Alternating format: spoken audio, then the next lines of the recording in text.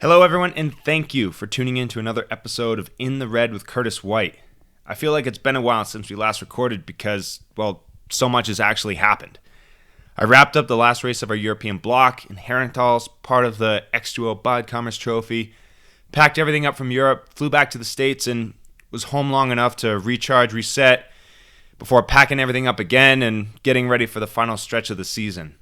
Currently, I'm down in Albuquerque, New Mexico for training camp, to sharpen up and get in the final preparation before the World Championships here on home soil, Fayetteville, Arkansas, at the end of this month.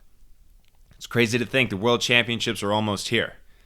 This is an event that I've been looking forward to for a long time. A lot of preparation has gone into this goal, and I'm excited to represent the U.S. on home soil.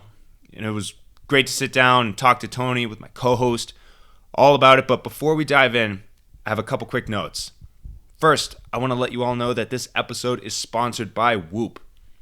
Whoop is a personalized digital fitness, health, and recovery tool that I've been using for a couple years and really throughout this entire season. The wristband and app have helped me monitor my recovery, my sleep, and overall health when I'm pushing my body to its limits in pursuit of my goals. It measures basic biometrics like resting heart rate variability, respiratory rate, your daily strain, and with a new 4.0 band, skin temperature, blood oxygen levels, and more. Whoop has helped me form healthier habits around my training, my traveling, and my racing, and really my life balance overall. To get in the green, you can go to whoop.com, that's WHOOP, and use the code in the red, no capitals, no spaces, so you can save on your first Whoop purchase. That's in the red to get in the green. I'll include that link in the show notes below. Also, I want to let you all know about a new event to put on your calendars. May 22nd, 2022, look out for the Keuka Gravel Classic on Bike Reg. It's a brand new event starting out of the Steuben Brewery in Hammondsport, New York. My co-host here, Tony, used to run the Dirty Bikes Gravel Series a few years ago. Some of our Northeast listeners may remember this, but he's been a big driving force behind promoting this event. The route is on a lot of those same roads with plenty of challenging sectors, beautiful views all around the Finger Lakes area, challenging climbs. We have an awesome route lined up and plenty of New York Curtis Cyclocross Pilsners getting brewed for that event. Check it out on Bike Reg. We'll put that link in the show notes below. And when registering on Bike Reg, you can use the code in the red, again, no capitals or spaces, before the Cyclocross World Championships to save on 10% of your registration.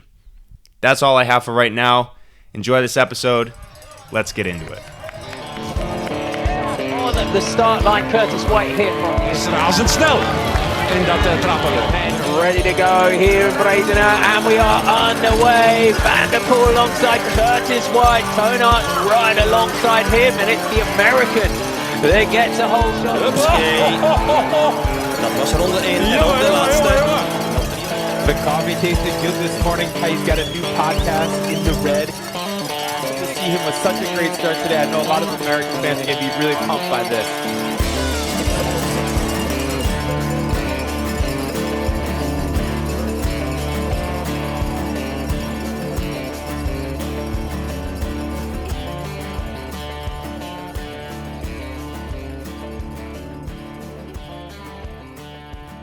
Hello, everyone, and welcome back to another episode of In the Red with Curtis White.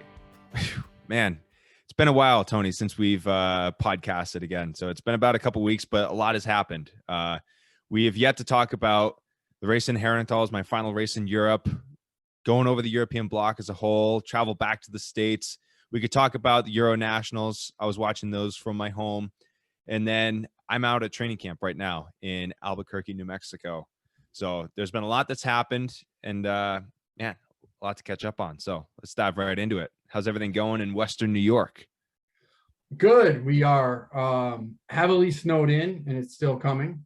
So we're enjoying a Martin Luther King Day off from school as it is. So no snow day, just a day holiday as we record this.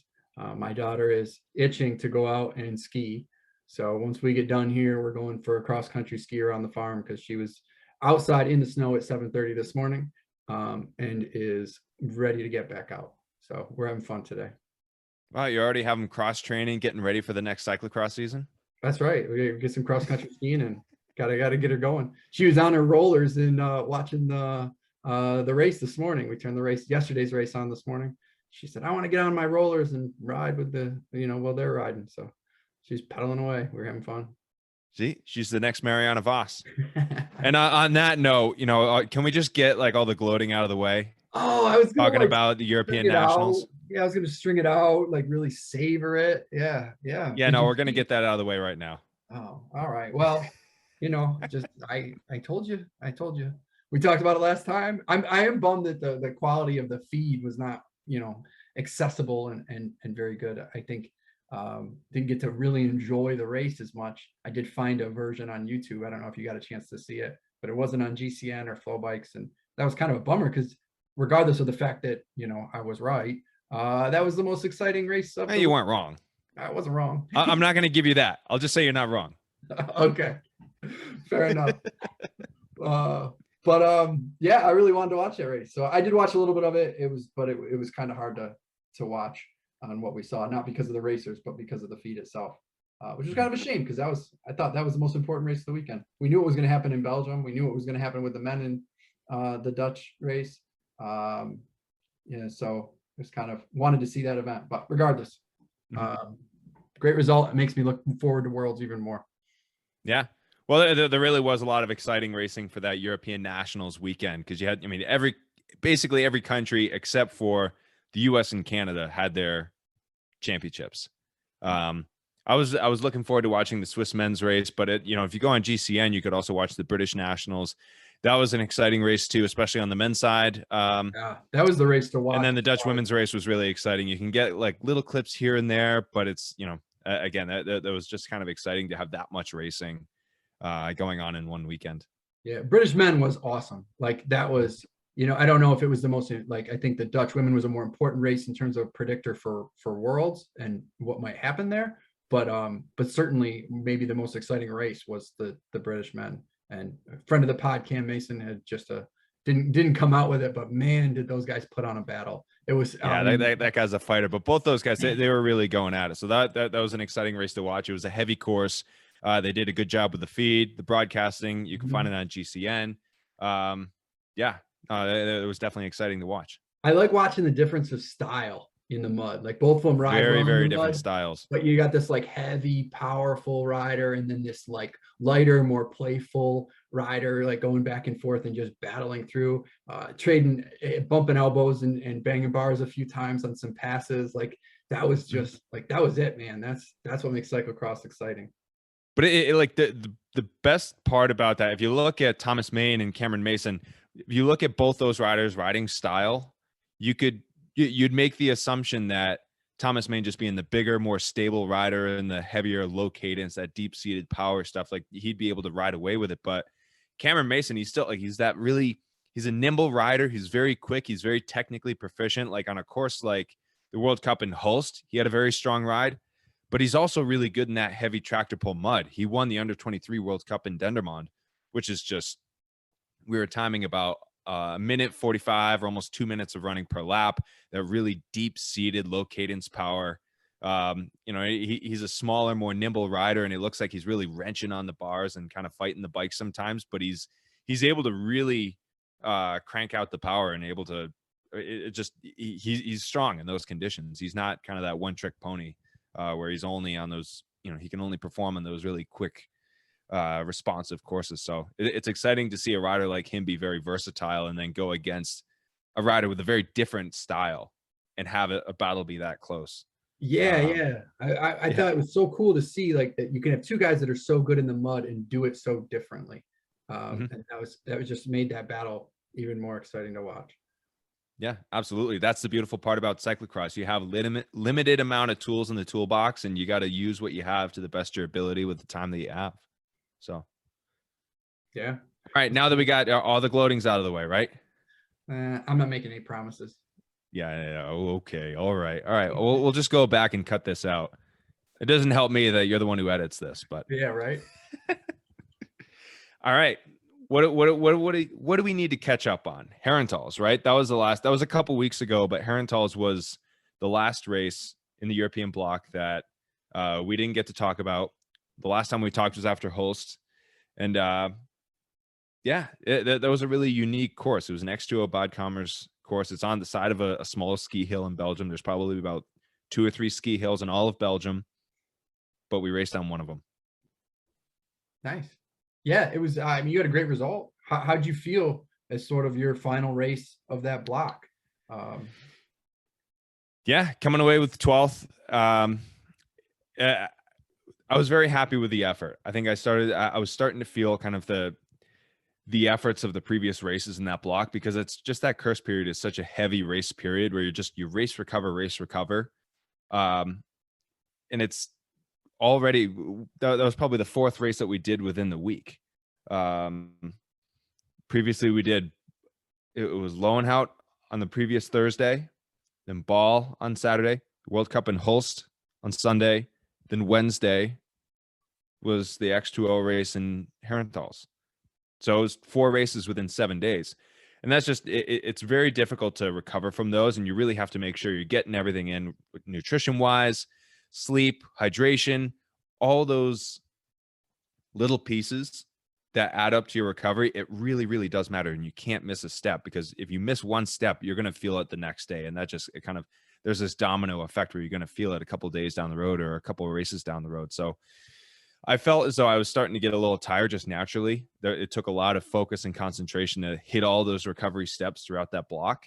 And on top of it, we were really dealing with the changing landscape of the COVID policies and restrictions of different countries, Belgium versus the Netherlands versus what we were looking to do with the French World Cup. And we had decided to cut our block short, to not do the World Cup in Flamanville for risk of it being canceled. And we were trying to read what was happening with the restrictions there. And, you know, we're recording this the day after the World Cup in Flamanville. The race did go on. So it was a bit of a bummer to see that race happen without us being there, but it's also the stress of the changing landscape, and you just have no idea what's going to happen. So when you're trying to shoot at a moving target, almost the best thing to do is just kind of wipe the slate clean and just create a new plan that's predictable and independent of these changing circumstances that are out of your control. So that was what we ended up doing. We went home after Herentals, and I was happy to end the block on that note. I felt like the first lap, it took me a little while to, it took the first lap at Herentals to really get going, get the engine going. I didn't have a great start, but a very consistent race. I went back and looked at the lap times, and I was very consistent through the entire thing. And I felt like I was making good choices technically and how I was pacing the course and how I was racing my competitors around me. And with my equipment choice too, I went out on Grifo's 2021 PSI, I believe. And it was a pretty slick course on some parts, but it was almost similar to Zolder. The sediment was similar to Zolder in that there was kind of it was a sandy kind of grain to the dirt. So there was a little bit more grip. And even though you had some very slick corners, you could get away with a Grifo tire.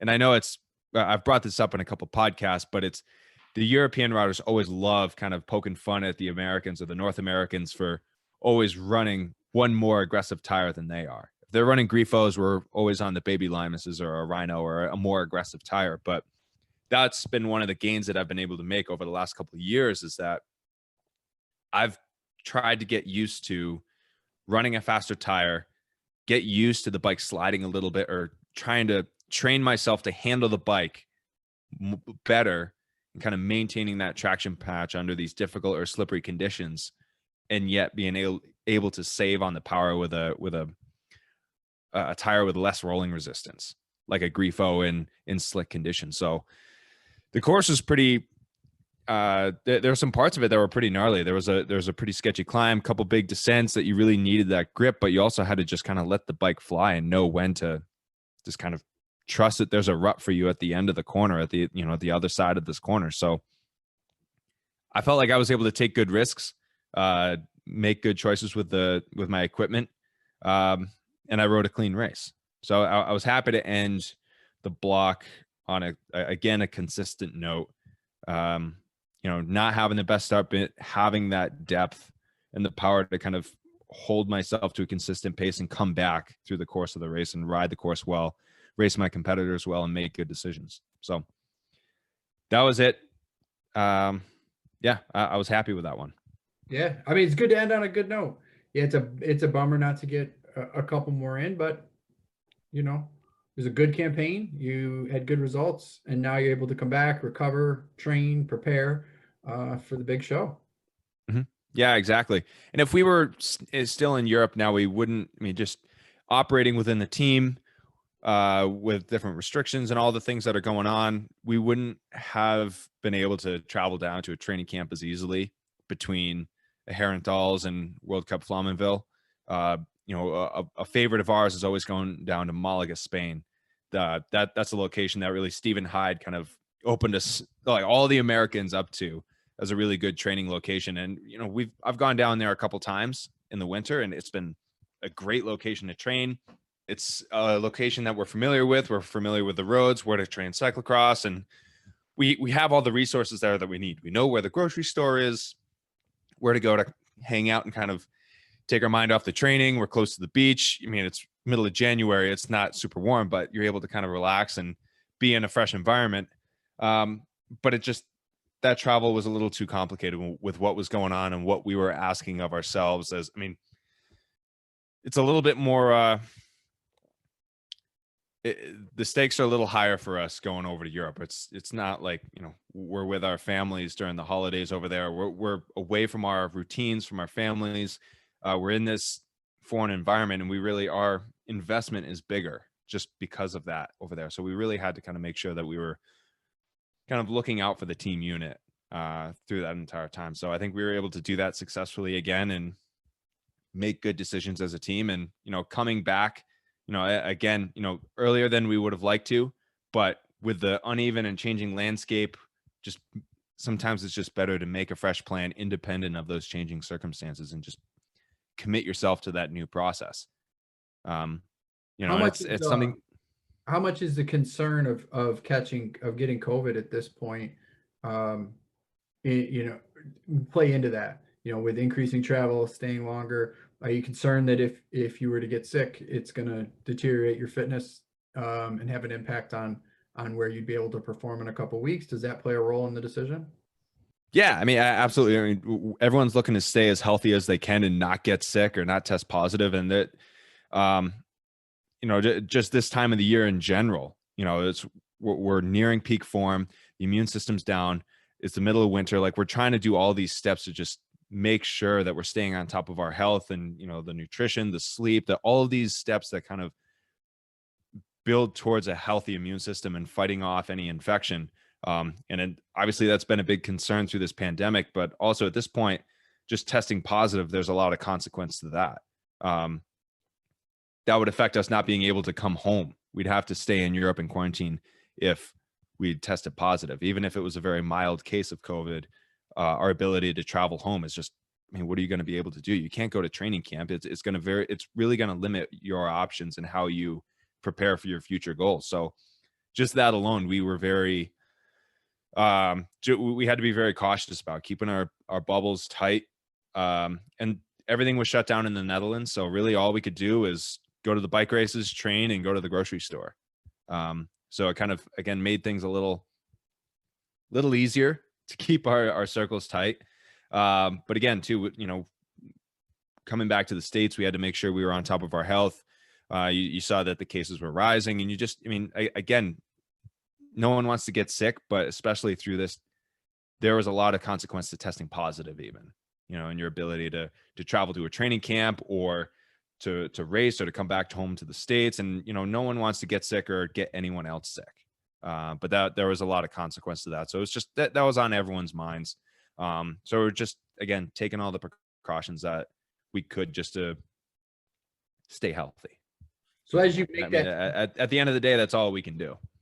Yeah. So as you make that transition here, then, you've come home, you're down in Albuquerque. What does it look like for you now these next couple of weeks where you're not racing and you're preparing for the World Championships? How do you prepare? What are you doing down there? Who are you doing it with? Like how does that work for you?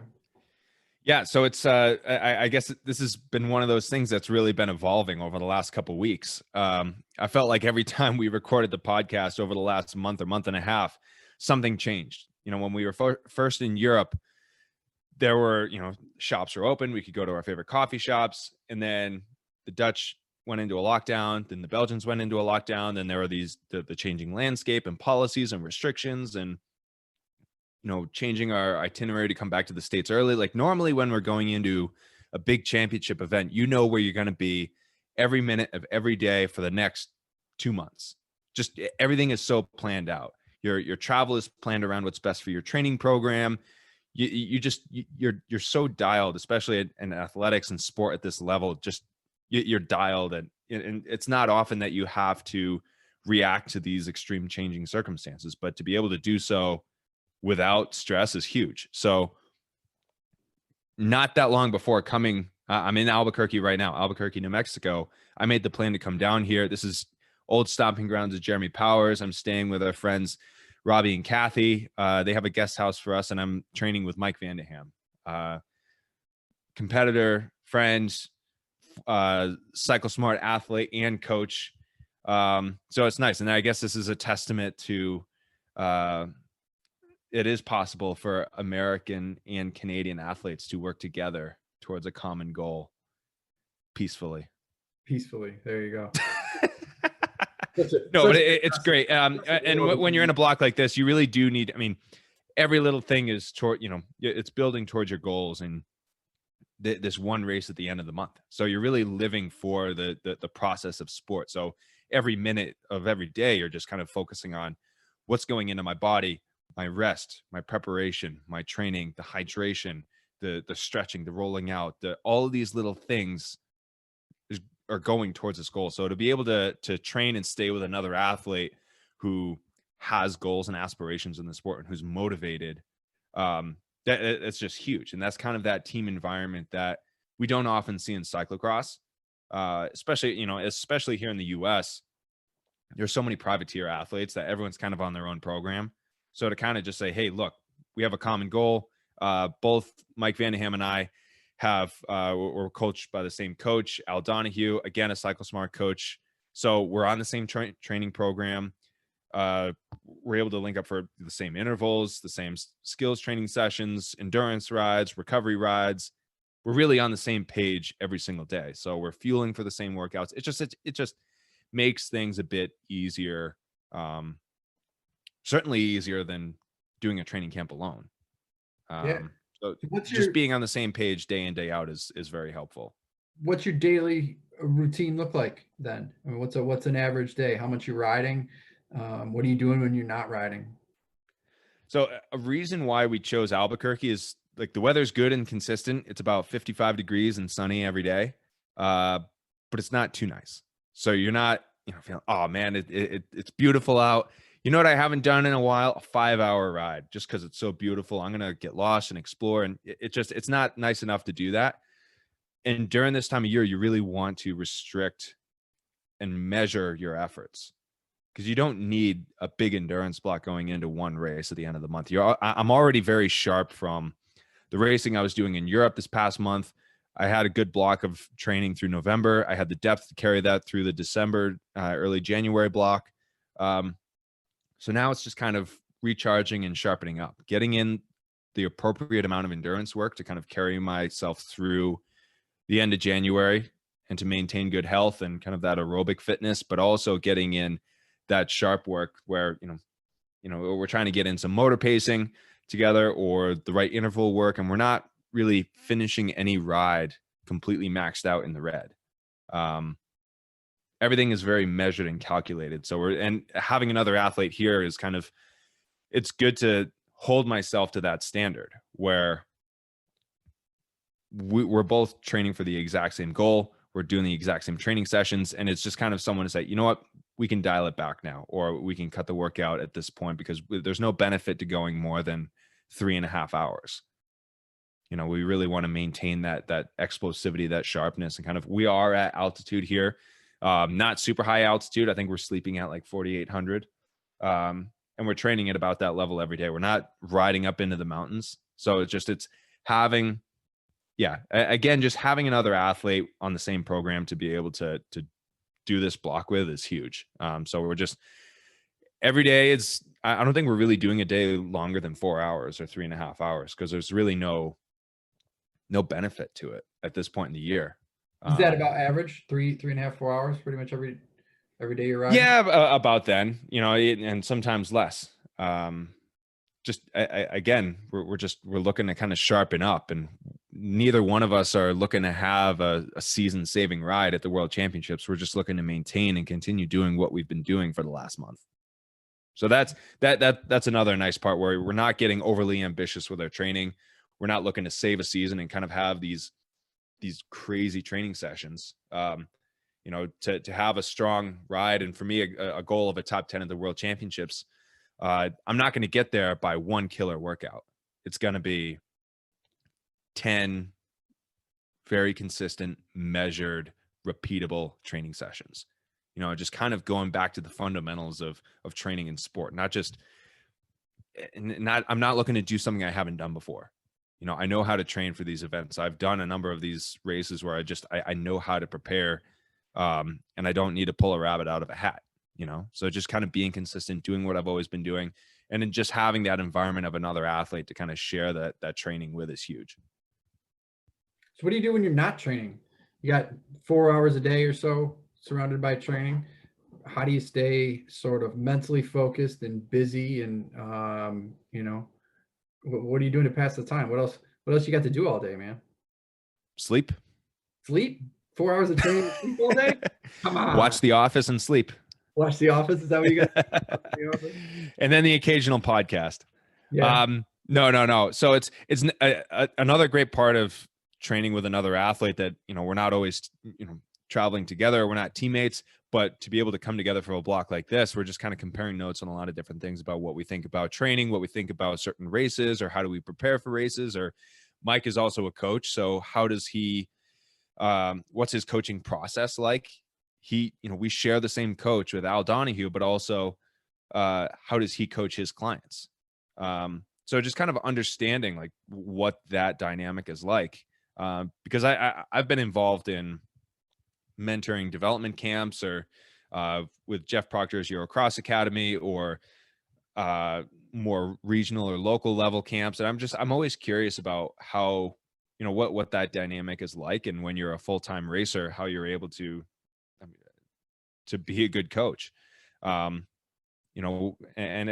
think we're always trying to learn from each other, whether it's, what is Mike's coaching process or what's my training process like. We're always trying to like compare notes on all that sort of stuff. So it's when we're not full on recovering and taking a nap, or maybe zoning out, watching The Office, there's a lot of good conversations, it's nice. And again, adds to that environment of you're here for sport. You're here for, preparing for the World Championships, and just kind of every minute of the day is kind of focusing on that in a relaxed way.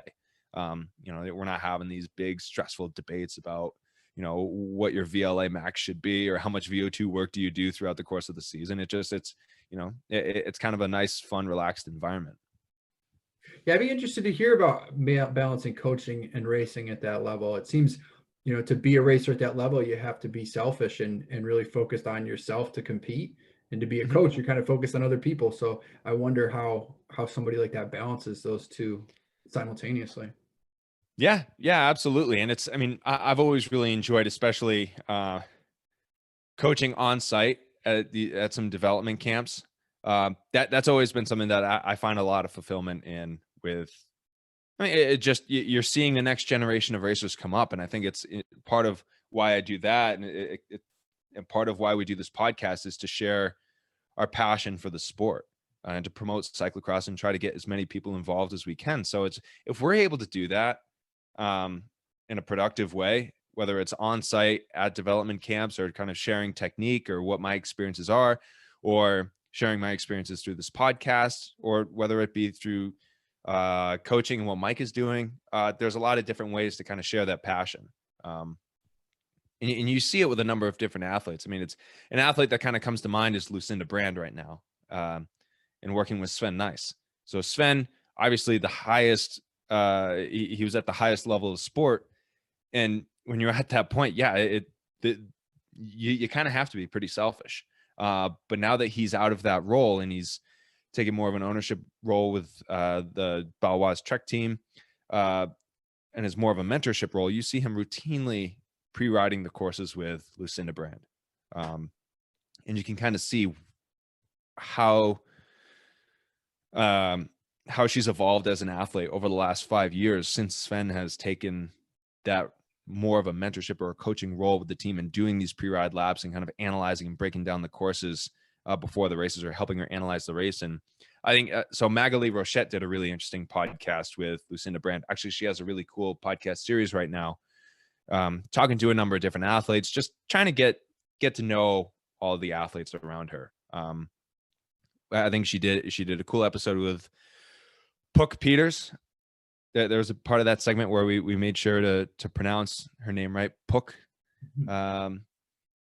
And then she did an episode with Lucinda Brand. So it was cool to get to know Lucinda a little bit more through her podcast, but also just kind of understand like what her process has been like and what it's like being an athlete on that team, and how do you learn from an athlete like Sven, when he takes the time to kind of show you the course of how to break down a race and, approach certain lines. That's kind of, that knowledge is so important. I think it just kind of imparting that knowledge or sharing that experience is huge for younger athletes coming up, whether you're a young junior or you're still at the elite level and you're just looking to close that 0.5% gap. All of that's pretty huge, and kind of inspiration comes in many different forms. So it's cool to see how different athletes approach that in many different ways. So it's cool. Again, just kind of getting back to that, just constantly, having conversations and comparing notes. Yeah. You see yourself getting into coaching in the future, potentially? It's something I think I would like to, because I feel like there are a lot of things that I've learned through the sport, whether it be through trial and error or just lessons that, other people that I looked up to took the time to share their knowledge with me. I think I have a lot to share, and, especially through cyclocross. And I enjoy sharing what I've learned, especially to younger athletes coming up. I've worked with, development camps over the last few years, and I get a lot of fulfillment out of kind of seeing, even if it's just imparting, explaining to someone why the step through is advantageous and, approaching barriers fast. And when I see a young athlete doing the step through, it's just, yes, perfect. I know there's a lot of coaches that may disagree with that, but it's kind of one of those things where I do see myself kind of giving back in that way at some point. I would like to, but it's just, again, it's just kind of understanding, when I'm ready to go, go into that role. And I think that there's a lot of athletes that I can still learn from. Yeah, absolutely. I probably know the answer to this, but if you had to pick one, who's the most influential coach that you had, maybe not even in cycling, but just in general, like most biggest impact on you as somebody who's like, that's what I want to be like as a coach?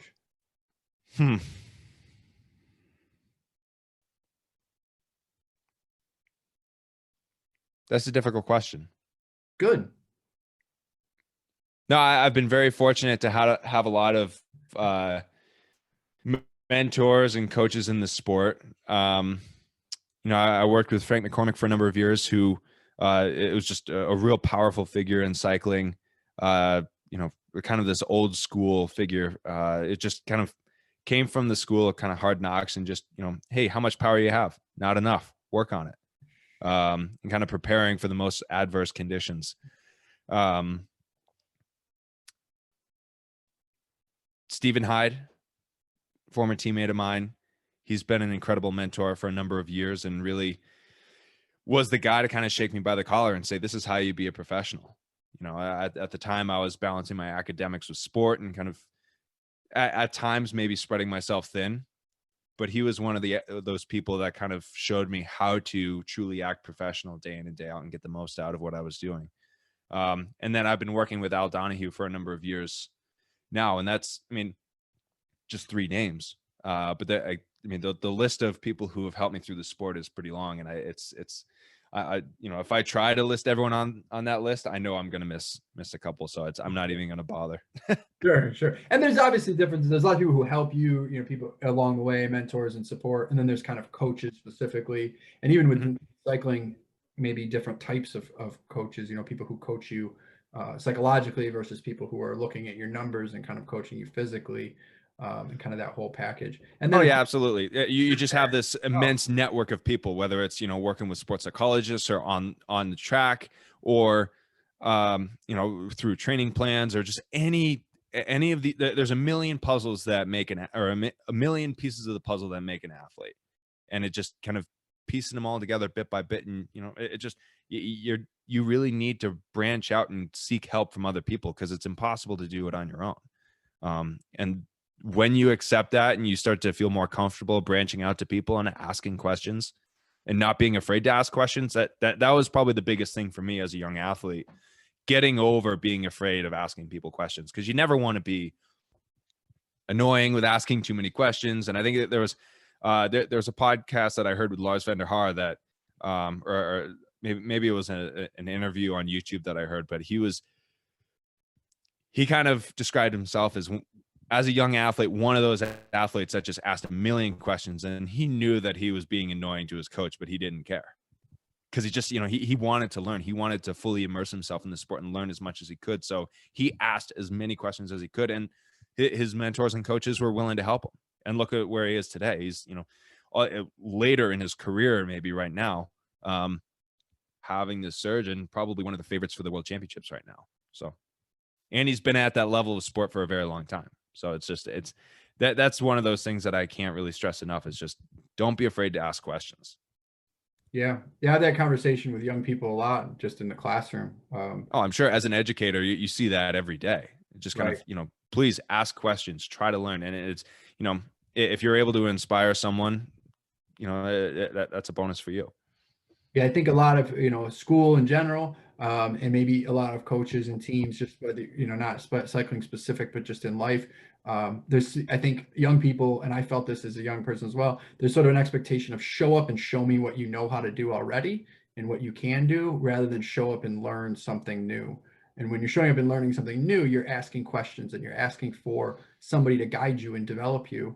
But you kind of show weakness when you do that too. You have to show sort of some vulnerability. Whereas a lot of environments you're in are just show up and impress me, so to speak. But you know, you probably learn in both, but I think the question end's a lot more important. Yeah. There's, I forget where this saying is from, but it's the smartest person in the room knows that he's not the smartest person in the room. Are you the smartest person in the room right now? I'm the only person in the room. That's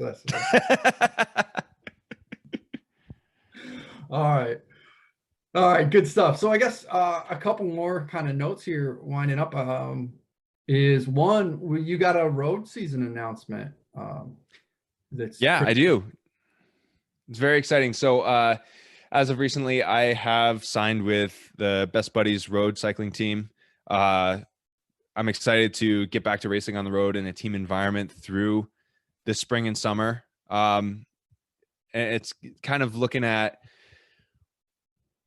what I want out of my cyclocross goals. I felt like I needed more high level racing through that spring and summer. I have a history of racing on the road with Optum, with Rally for a couple of years, and then with Jelly Belly. And then I took a bit of a hiatus. You know, I've always kind of dabbled with still racing on the road, but I'm really looking forward to getting back to that team environment and getting back to those high level races all across North America. So really excited for that opportunity. And there's more to announce later on, but yeah, that is something I'm looking forward to. It's still cyclocross season. I still am preparing for the World Championships, but there are some exciting things coming up this spring and summer as I look forward to the next couple of years and my goals over the next 3 years. So for that, I am very excited about. Well, congratulations. Definitely, we're not going to get ahead of our cyclocross conclusion here yet, but I'm excited for it. I love road racing. Road racing was kind of my first love, and especially criterium racing. So to see you on that team and be able to talk about those events in the other half of your season this year, personally, I'm definitely excited about that. Maybe some battles with Legion and Best Buddies that are going to create for some great podcasts and some great racing. Oh yeah. I mean, if you follow the Criterium Nation podcast, you know the stories really well. Yeah. But yeah, I'm really excited because there's a lot of really good energy behind the road racing scene here in the U.S. and North America. So it's, you know, there's some really exciting teams, some really good athletes to follow and pay attention to. And I'm excited to contribute to that team environment any way I can and prepare for my goals with that program going forward. Awesome. Well, congratulations, and we look forward to more of that to come. Yeah. So as we kind of look ahead here between now and Worlds, any new information on the course that in the way that it's changed, or anything that's different from what we saw early in the season? I know they were going to make some changes supposedly, but I don't know anything about what to expect from that course going in. Do you know anything? So regarding changes to the course, no, I haven't heard of what they're looking to do to kind of make the course a little bit different. I think we saw earlier this year that it was very dependent on the weather. The day we pre-rode the course before the World Cup in Fayetteville, it was sunny, dry. Like, I was kind of joking around, but it felt like a Mario Kart track. You're like playing a Mario Kart video game where it was just, it was so high speed. And I think I did a pre-ride lap in just about 6 minutes. So, but the race lap wouldn't have been much faster just because it's such a fast rolling course. Now, I'm pulling up the weather right now. If we're looking ahead over the next couple weeks, the weather is a little variable over the next couple weeks. We're going anywhere between below freezing to 56, 57 degrees Fahrenheit. Looks like a couple chances for rain over the next 2 weeks. It gets below freezing at night and then warms up during the day. So I don't know if there's a chance for the course thawing out and freezing overnight. But it doesn't look like there's much heavy rain or maybe snow in the forecast. So it's kind of one of those things, Tony, where it just you wait and see. I trust my technical ability. We're coming off a really good block in Europe. I have those skills. I have the explosivity. We're coming to Albuquerque. We're sharpening up. We have a really good, there's really good fast flowing single track here along the Bosque, along the Rio Grande River that we've been training on. And that's just been really good to just kind of keep the technical skills really sharp. So if we are going to see a fast flowing course, I think we're going to be ready for those conditions. But again, if it gets sloppy and muddy and technical, we have several months of racing in those conditions to be ready for it. So either way, I think it's going to be a really exciting race. But again, I think the conditions, the weather conditions are going to be the big deciding factor of what happens. So how about the field shift? So since we last talked, we all know now that Wout's not coming, Van der Poel's not going to be there. So it's as wide open as it's been in a very long time. With their absence and this sort of opportunity for a lot of these guys who maybe, knew going in that they were not a favorite, who might now be, does that change the way the race starts, the way the race feels, do you think? Does the racing itself change when you eliminate two figures like that from it and kind of open it up? Well, yeah. I mean, everyone brings their best to the World Championships, and whether you're fighting for a top 10 or for the win, I think everyone's just kind of going into this with the knife between the teeth and just looking to, no one's going to give anyone an inch during this race. But it really does. I think just for the promotion of the sport, having a new world champion is going to be a really exciting thing. Or knowing that we're already going to have a new world champion on the men's side. But I think, too, with the women's side, that's going to be a really, really exciting race. You look at the Dutch team that's coming over, the contrast between the men's roster versus the women's roster. It's very clear that the women are sending a full roster, and that's going to be a really, really exciting race. And I think that on the men's side, they're in a different part or a different position. But again, it's every country sending their best, and everyone's bringing their best into this opportunity. So for us as Americans to be able to have this, for the last 3 or 4 years, I've been looking at this opportunity as this has been a long-term goal for me. And kind of back to that point of how do we, something that we've been looking forward to for so long, and how do we kind of make sure that there's been these, uncertainties or changing circumstances, or we've been dealing with this pandemic and staying healthy and all these things. Like it feels like the stakes are a little bit higher. Making sure that you're coming into this healthy, prepared, you've done everything you can, but at some point you just kind of have to give it up and just say, look, I've done everything I can, and just not overthink it. Just, again, going to the start line with the knife between the teeth, and just, you're ready to go. And whatever happens with the weather, with the course changes, with the, who you're racing against, you just gotta trust that you've done the best prep and, hope that you're able to react well. But again, to kind of get back to your original question, I felt like I'm meandering a little bit here, as people normally do on podcasts. I mean, I think there's a lot of excitement built up around this race because it's, just coming to America, with everything that's going on in the world right now, with the knowing that on the men's side, you're going to have a new world champion. I think there's a lot of excitement and there's going to be a lot of eyes watching this race. So I'm excited to kind of see, I'm excited to race it. First off, I'm excited to bring my best, but I'm also excited to see how, how U.S. cyclocross is able to,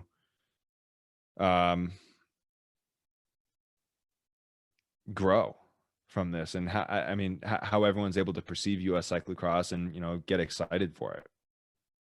Yeah, I think not having that's Wout and Van der Poel there make it an interesting event.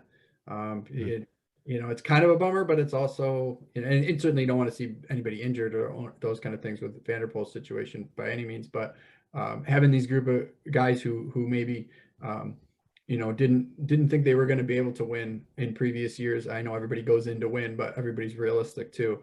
And now going, man, this is my chance. And there's a lot of guys who can do that this year. So that battle on the side is really exciting. And the women's side is as well. There's a lot of people who can win that race too. So in both ends, but definitely not just the elite women, but also the under 23 women too. And the under 23 men. That's I'm looking forward to that one as well. So there's gonna be a lot of good races out of it the whole weekend. So I'm kind of just curious, like you think without Wout and Van der Poel in there, does some guys go real hard at the beginning?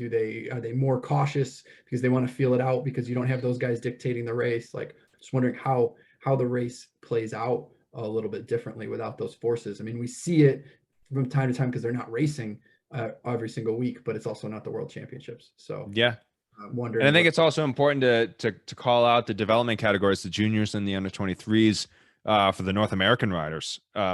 We saw through the curse period and later in that block that American juniors and Canadian juniors were having really, really strong rides, several podium appearances. So it was really great to see. That was something that Mike and I were also talking about, kind of comparing what the Cycling Canada has been putting into their development pipeline and structure and how they've been able to provide opportunities versus what USA Cycling's been able to do. And providing opportunities in different pipelines and kind of different methods of development. So it's great to see that young athletes are having success. And I really hope that either Canadian or American are able to have success here in these World Championships, because it's, I think Mike said it on his last podcast, Canadians are Americans too. So. Yeah. As a joke, obviously, but either way, it's really cool to see North American athletes having success over there, and hopefully they're able to carry that over. So all 6 of those races, it's going to be really exciting. Yeah, and I like that Canadians are Americans too. I have an exchange student from Spain, and he's very upset by the fact that we call ourselves Americans when everybody on the continent, North and South America, which again he only considers, I guess in Spain they only consider it to be one continent. And he says, why do we get to call ourselves Americans when everybody's American? He said we should be United Statesians, and that's how they refer to us in Spain. United Statesians. I don't know if it rolls in English quite as well, but we've had some good discussions about it. He's a nice kid. He's interesting. It does make sense. Mm-hmm. Yeah. All right. What else? Is that it for right now, Tony? I think so, man. I think I'm going to go ski with my daughter. All right. Good stuff. You're going to go watch some. Well, no, it's morning here in Albuquerque. So it's kind of funny, when we were recording, it was about 8 or 9 p.m. at night. You're just after school, after your day at school, we were recording. Now it's early in the morning here. We started recording at about 9 a.m. and 11 o'clock your time. So now I'm behind you. It's time for us to go hit the roads, hit some training. So we got 3 hours on the docket today with some sprints. So again, that's another workout that it's always good to have another athlete there, because sometimes, when you're alone and you're doing your intervals, that, all right, I'm going hard. I'm looking down at my power meter. I know I'm hitting the numbers, but you're able to be pushed a little bit harder when there's a rider right next to you, trying to race you to the next sign or for the next interval or whatever that is. So it just, you have a little bit more concentration, and you're able to just push yourself just a little bit harder, especially when you do the skills work. It's always really beneficial to have another athlete there with you. So I'm excited for that. So we're going to be hitting the roads right now, getting the pre-ride food together, fill up the bottles out in the roads by 11. And yeah, another day in the saddle. Sweet, man. Get after watching The Office later. All right. Yeah. All right, Tony. Well, thanks again for reconnecting. I know it's been a while, but it was nice to catch up a little bit on last race in European block. It felt like forever ago because it's, I came back home, was able to rest, recover for a couple of days, regroup, and then come back to training camp. So a lot's happened, but we're preparing for a really, really exciting race. World Championships coming to Fayetteville at the end of this month. So we're 2 weeks out, just under 2 weeks right now. So really, really exciting stuff. Next pods will be the last week, the last pod before Worlds. You believe that? Yeah, I know. Crazy. We got to see if we can get Mike Vanderham on. Hey, hold on a second. Hey, Mike, you want to come on the podcast next week? All right, Mike's on the podcast next week. All right, you heard it here first. Mike Vanderham, Curtis White next week, pre-World Championships. The American. What was that? What's that, Mike? Like while we're still here, or when we're in Fayetteville? No, while we're still here. Oh, perfect. Yeah. Mike was over in the other room this last hour. He's talking to his clients, but yeah, we'll have to schedule in a time for that. All right. Again, compare notes, what the Canadians are doing, what the Americans are doing, and this camp is probably going to be, we'll call it a diplomatic mission to prove to the world that United Statesians and Canadians can get along and come together for a common goal. We're all Americans. We're all Americans. All right, Tony. Well, thanks a bunch for connecting. That was a really fun hour. And thank you all for listening. Really appreciate it. And before we log off, I want to give everyone a quick reminder. Please like, share, subscribe wherever you listen to podcasts. That really helps us get the word out, help grow the show. At the end of the day, we're just looking to promote our sport and get as many people involved and interested in cyclocross as we can. So if we can share some knowledge and my experiences, get more people involved, I'm happy with that. So hope you all have a very good week. Take care, stay healthy, keep riding. We'll talk to y'all next week.